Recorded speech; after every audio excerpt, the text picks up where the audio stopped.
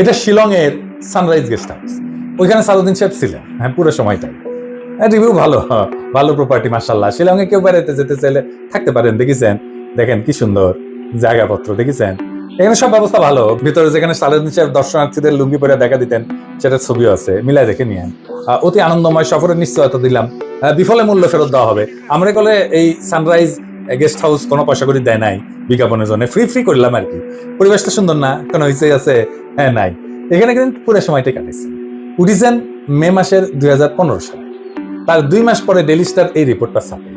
তিনি কেমন আছেন, এটা একটা বিলাসবহুল গেস্ট হাউস, রিপোর্টেই কইছে। 4টা বেডরুম, উনি 2টা রুম ভাড়া নিছিলেন, কিন্তু থাকতেন একাই। দেখেন রিপোর্টে বলা আছে, অন্তত এই রিপোর্টে তাই বলতেছে। কিচেন আছে, খুব চমৎকার ড্রয়িং রুম আছে, ফায়ার প্লেস আছে, সবুজ লন আছে, কিসের সবুজ লন, এটা দেখে দেন। এইটা সে লাইব্রেরি আছে, বার আছে, তাতে মধ্যজাতীয় পানীয় আছে।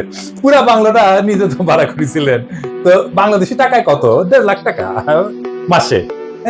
আবার একজন পার্সোনাল অ্যাসিস্ট্যান্ট ছিল, ম্যানেজার ছিল, 2জন কেয়ারটেকার ছিল, 2জন মালি ছিল।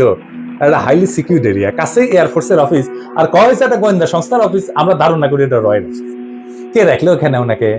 উনি অনুপ্রবেশের দায়ে গ্রেপ্তার হয়েছিলেন। উনি তো চাকরি করতেন না ইন্ডিয়াতে, উনি ইন্ডিয়াতে রাজনৈতিক আশ্রয় পান নাই। ওনার এই সুপার ফ্যাবুলাস লাইফস্টাইলের টাকা কে দিছে? টাকা কে দিছে? উনি আয় করেন নাই, তাহলে টাকা কি বাংলাদেশ থেকে পাঠানো হয়েছে হুন্ডি করিয়া? হুন্ডি আপনি করতে পারেন, এটা অর্থ পাচার না? এইগুলো লেজিট এবং বৈধ প্রশ্ন। আপনারা বলতে হবে টাকাটা কে দিছিল, কেঙ্কা করে গেছিল।